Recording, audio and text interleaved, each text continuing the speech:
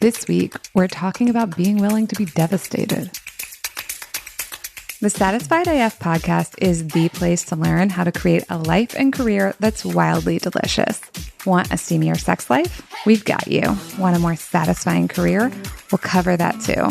And you can be sure we'll spend lots of time talking about how to build connected, fun relationships that can handle life's ups and downs. No matter what goals you're working on, this show will help you create a one-of-a-kind life that's just right for you. Join me, life and career coach Corey Lynn, and each week I'll give you lots of practical tips, tools, and proven strategies to help you create all the satisfaction your heart desires. Hello, hello, hello. Happy Wednesday.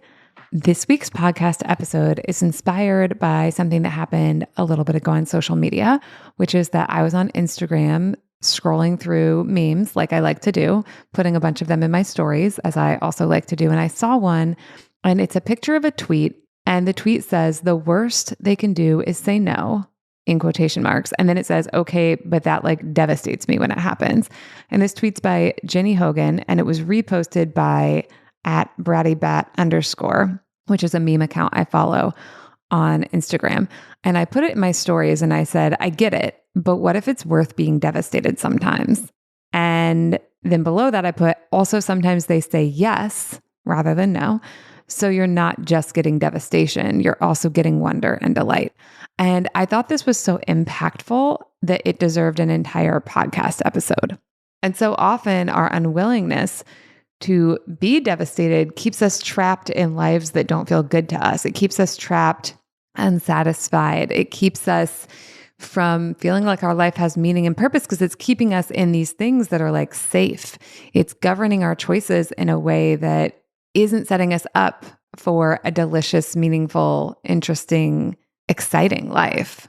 And I want to be really clear that like, I'm not saying being devastated is no big deal. It's brutal. I'm just saying, what if some things are worth being devastated for? What if some things are worth risking that you might be devastated? The other thing about this is like, I really do think if you ask for what you want, a lot of times people actually say yes. I actually did also a TikTok about this. It might have also been today. It's been a long day already, even though it's only 12 p.m. here, where I was saying the number one best tip I have for getting what you want is asking for it. And one of the best tips I have for satisfaction is being willing to enjoy the thing you asked for that you get. I've heard so many times, like in romantic relationships, where people are like, oh, if I have to ask for it, it doesn't count. And I just think that perspective is setting you up for so much absolutely unnecessary suffering. Like asking is often a big part of getting what we want. If you go to a restaurant and you don't tell them what you want, and you're just like, bring me something. I mean, they might bring you something that delights you. And there are some really fancy restaurants that do it that way. But on the whole, we generally ask for what we want. And there's all these areas of our life, like ordering in a restaurant, where that's very normalized. And so we don't resist it. But there's all these other areas of our life where, you know, we think we shouldn't have to ask, or asking is risking rejection. And so, you know, we refuse to do it. Which leads me back to like, what's worth being devastated? What's worth being disappointed? What's worth putting yourself out there? What's worth potentially feeling like shit?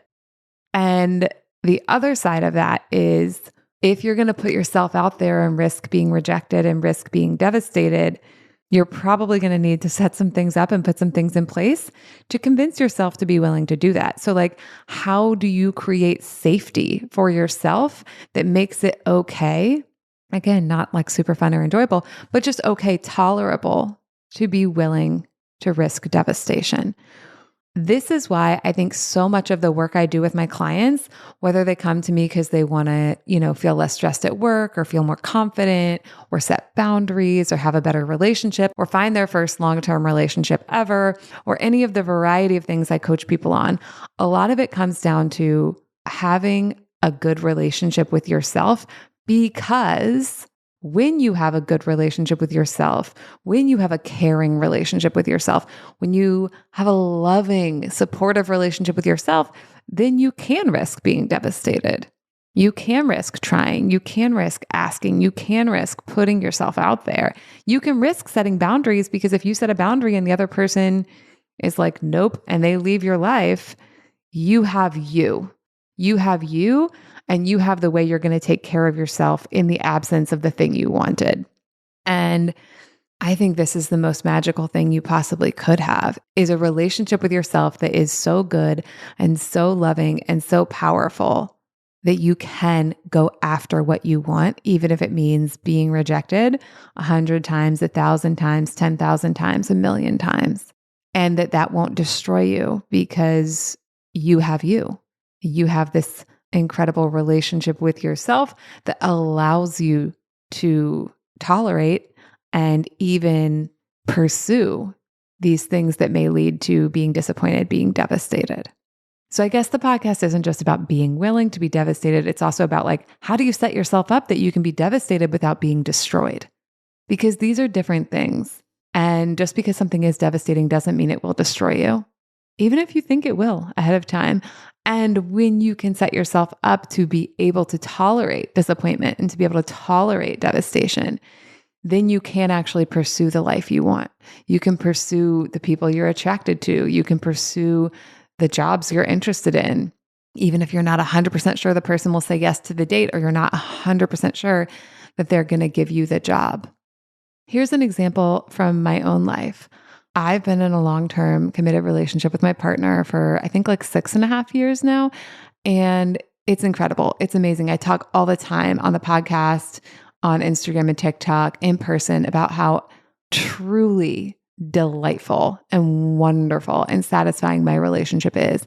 And the way I got to be here and the way I got to have the relationship I have was by being willing to be devastated. And maybe I didn't call it that at the time, but there have been so many points in my relationship with Alex where the way we created the next iteration of the relationship was, like saying really hard truths and like going into like conversations, like sharing what's real and sharing what's working and what's not working with each other to find out if we're able and willing to move past it. And one way of explaining that is that we were walking into something that could devastate us and then figuring out if there was a way to move through it and not be devastated. And sometimes, honestly, it was being devastated and still moving through it. Because when you're in a long-term, committed, loving relationship with somebody, that doesn't mean you always get along. And you often are bumping up against parts of them that are bringing up things for you. It's bringing up things for them. I remember I read this book on relationships years ago, and it said relationships are people growing machines, by which it meant in a relationship, a long-term committed partner relationship, they're going to kind of like trigger you, essentially, if that's a word you use. They're going to touch pieces of you where there's old stories and old experiences and old wounds.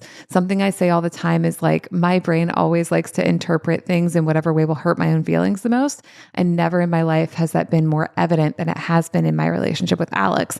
And part of the success of that relationship is me being willing to say like, oh, I think my brain interpreted this in the way that it would hurt my own feelings the most. And here's the interpretation that was. And that's vulnerable, right? Because I'm sharing with her, this is how like my feelings could be hurt the most. Also, I will just say like almost never, possibly never, I just don't remember all the examples right now.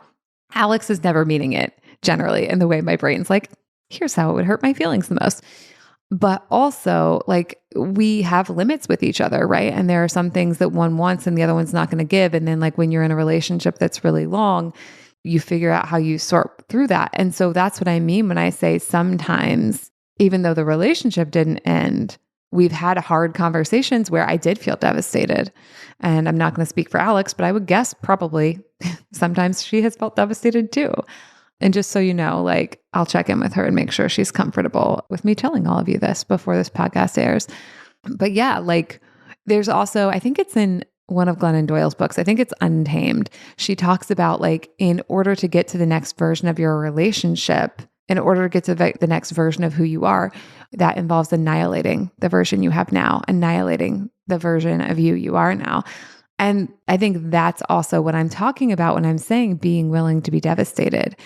Everything in my life that is the most satisfying, the most delicious, the most incredible, the best fit for me, it all involved me being willing to be devastated. And like at various levels and various degrees, right? It's like putting myself out there on Bumble BFF to like make friends in Sacramento and trying to be as honest as I can about who I am, what kind of friend I want to be to someone else, and what kind of friends I'm looking for, which might mean like being disappointed because some people don't want to be my friend when I'm honest.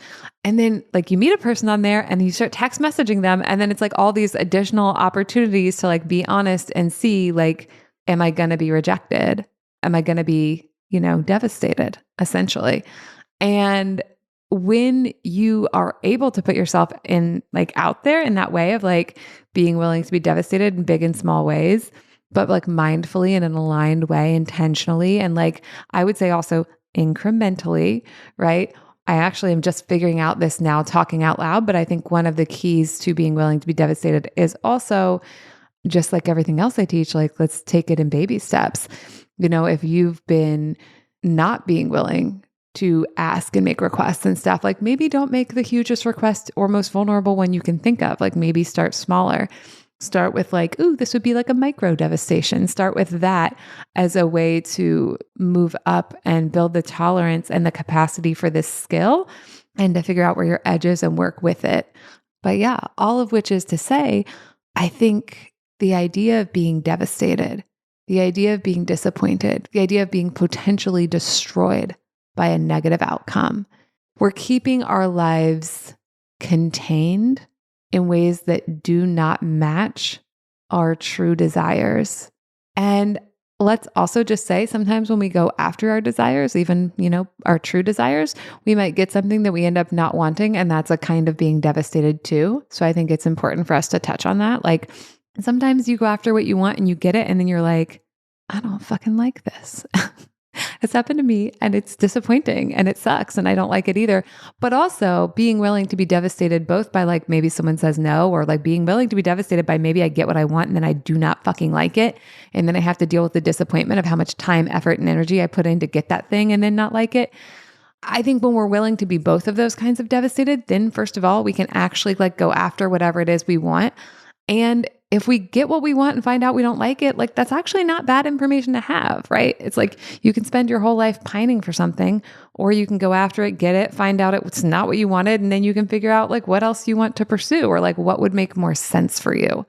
So being willing to be devastated, it allows us to try things. It opens us up to possibility. And also like it builds in us this like adaptability, this resilience, this ability to like dance with life and to dance with the reality that like, yeah, we can have a really wonderful mindset and a really great skill of like being able to pursue things. And also life is full of ups and downs, and developing this ability, this willingness and ability to be devastated also means we can handle life, which is a good thing because that's what we're all living inside of.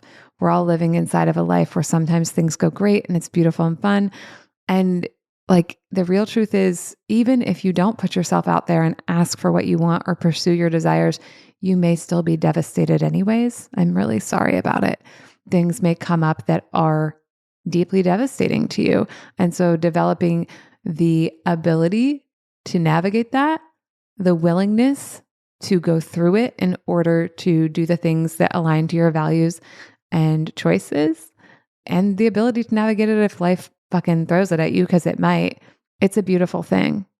And I think it's interesting because like the more scared we are of being devastated, the more we like kind of like curl up almost in like the emotional or like life equivalent of a fetal position and try to protect ourselves, but you actually can't protect yourself from life. Like you can keep your life more contained, but that even won't necessarily protect you.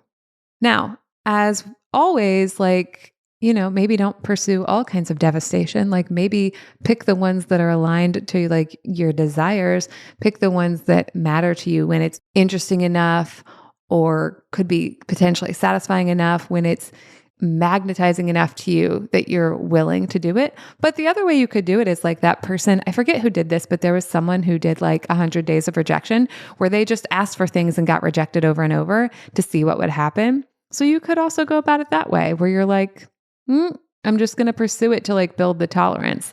I don't always like to put forth effort into things. Like as much as I do a lot of stuff and talk about our ability to do things and like put myself out there, I'm also a person who like wants to sit on the couch and read romance novels like many hours. So I tend to reserve the effort I'm going to put into things for things that are like feel really like worth it and they're deeply aligned. And so I'm not necessarily the person who's going to do that like get rejected 100 times in 100 days thing. But I can also see the beauty of it because I think one of the drawbacks of my way of doing things is sometimes I can't figure out what's worth it. And then that can get me a little stuck, right? So there's no one right approach. There's like lots of ways that you can move forward this that are interesting. But if you take nothing else away from this podcast episode, I just want you to think about like, am I willing to be devastated? And what am I willing to be devastated for? When would I be willing to be devastated? And what do I need to be able to risk that in a way that's like safe and loving towards myself? All right, before we wrap up this episode, I have a few more things. Thing one is, if you enjoy the podcast, if it's meaningful to you, if you like it, I would love for you to share it with your friends, your family, your social media network. I would love for you to follow, rate, and review. That would be so meaningful to me. I want to get the podcast in front of as many people as possible so they can learn all the cool things we talk about and so that they can have more satisfaction and delight in their own lives. And then I also want to mention, I have room for new one-on-one clients or returning ones if you've worked with me before. So let's just answer a few questions about that. What do we do in one-on-one coaching? What we do together when you hire me as your coach is we work on an issue, a goal, a project, anything you want to create more of in your life or create less of. It could be in your career, it could be in your relationships. So previous clients have worked with me on things like feeling more confident at work, managing stress, setting boundaries at work or in relationships, starting a business or building up their current business, becoming comfortable talking to people at networking events, going through a divorce, dating after divorce, getting into a long-term relationship for the first time ever, navigating a queer or trans identity, completing creative writing projects, and so much more. When we work together, we can focus on one area or many different things throughout our package. Also, I now have a sliding scale, so coaching and support are available at a variety of price points. And I work with clients in a 3-month package right now. And if you want to have a totally free, no strings attached conversation about it, you can go sign up for a consult call at CoreyLynn.com. I would love to talk to you about what's going on and what we could create that would make your life way more dreamy, satisfying, and delicious. All right, y'all, that's what I have for you today. Have a great day, and I will talk to you next time. Thank you for joining me for this week's episode of Satisfied AF. If you are ready to create a wildly delicious life and have way more fun than you ever thought possible, visit www.coreylynn.com to see how I can help. See you next week.